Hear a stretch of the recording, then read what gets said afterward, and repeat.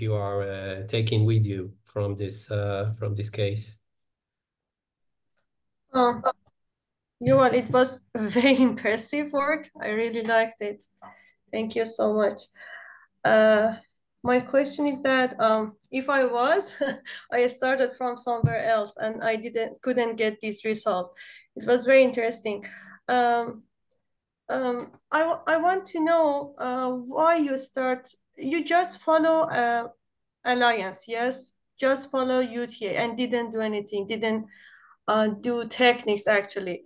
I think if I wanted to do, I regulate anxiety, and then there was some point that she brought a stimulus about October 7 and pressed for Yeah.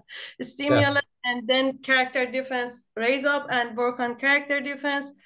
But I don't think that it could be helpful like this. Sometimes our patients, it's my conclusion. I'm not sure. I'm checking with you. When our patients are collaborative and they seem meet resistance, but in the same time, the history says something else. They have destructive manner, sexual, and in this kind of case, we should just go with patience and don't be obsessed with techniques. Yeah, I think you are right. We should always go with the patient. The challenge is that Mm-hmm. the patient's response, as people said here, so their triggers are reactions, and we have our own reactions. And then, we all of us, we do mistakes, okay? So we don't really track the patient, but that's okay. As long as we remember that that is okay because the patient is there waiting for us, he's probably is going to do the same thing. So it's just two people that have defenses and trying to do their best. And Uh, if I Yes, could kind of step in, if I could just step in, see, Fatima, where was the patient's anxiety discharged initially? stimulus, striated muscles.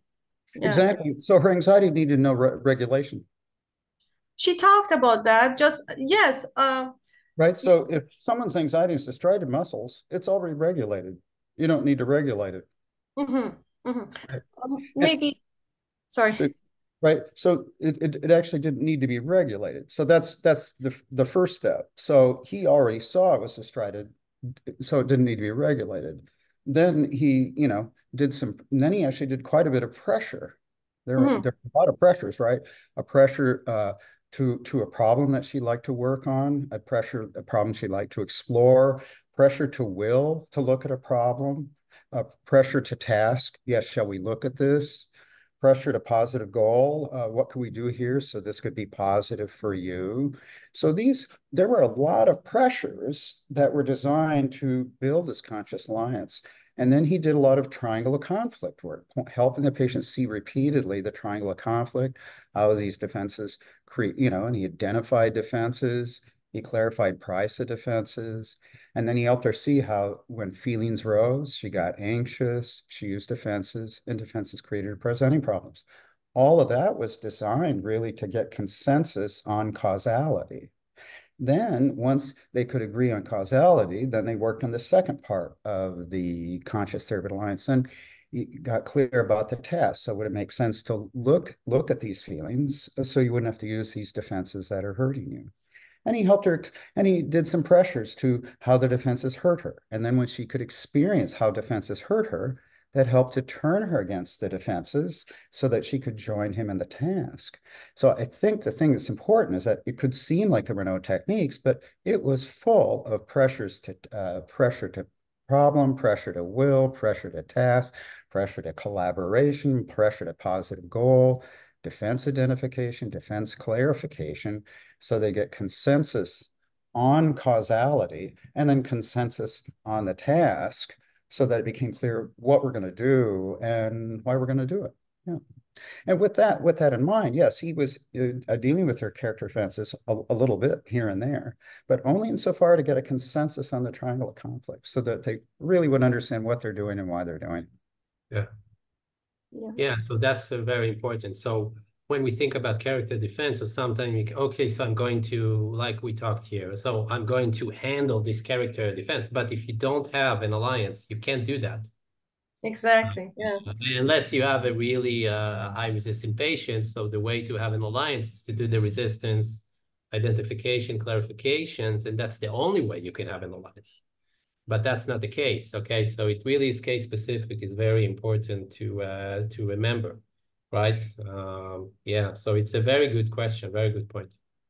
Thank you I so think much. to just follow up on what Fatima said, um, what stood out to me is that you did all of that, the techniques, the pressure, the defense work, in such an organic and seamless way. And you stuck with her language. You stuck to what made sense to her, what could be internalized for her.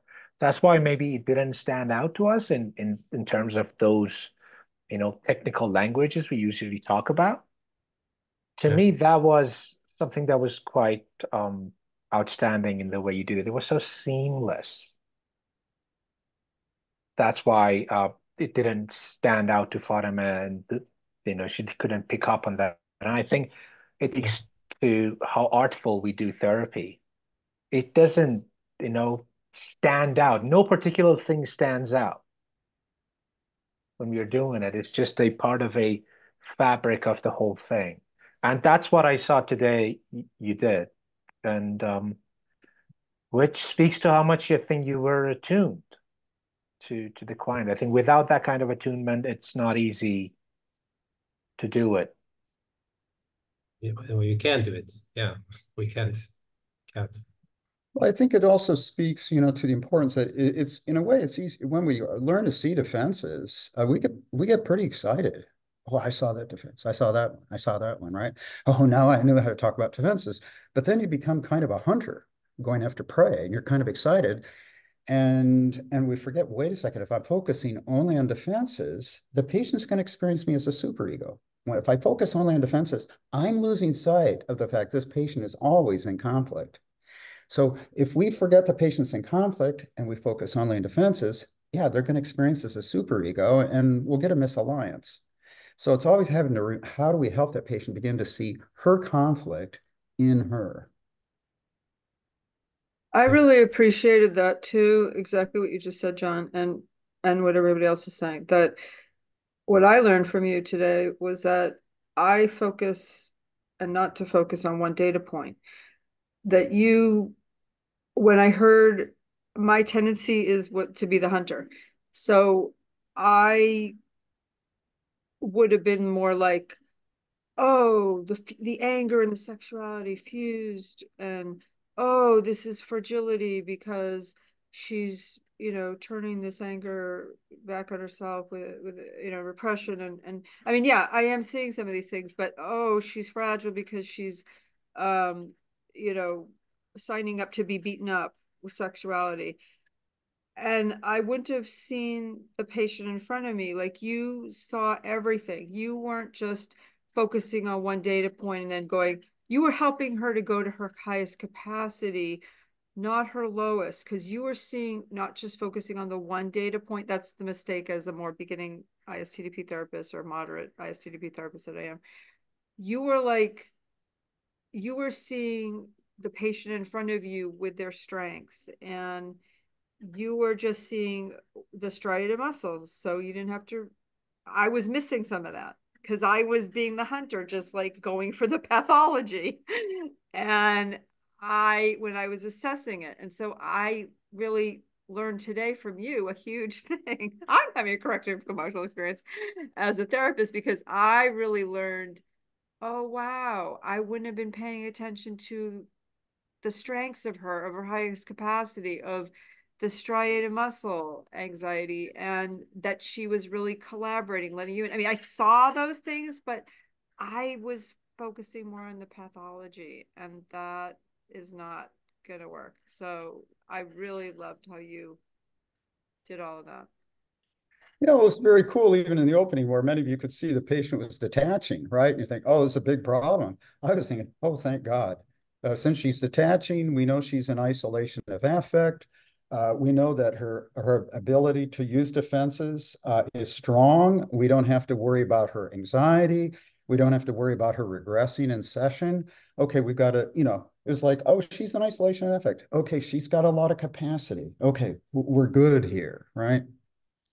Yeah, and also to just I remember one of the things I learned from Patricia when I was in supervision with her. The only reason we point out defense is so we can ask about feelings, right? The only reason we point out defense is so we can mobilize the UTA, the wish to get health. Because remember, you are not going to overwhelm the patient's resistance.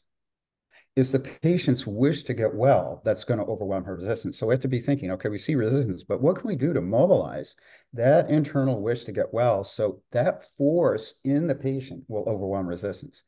If we remember that it's always a force in the patient that will overwhelm resistance, then you're going to be a little bit more relaxed, because you're going to be, instead of you trying to be the force, you're actually trying to mobilize that force. And this case is a beautiful example of that. So I want to thank you, John.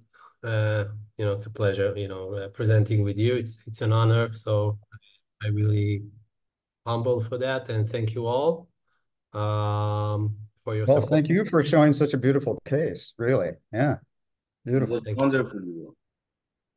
Thank you very much. So we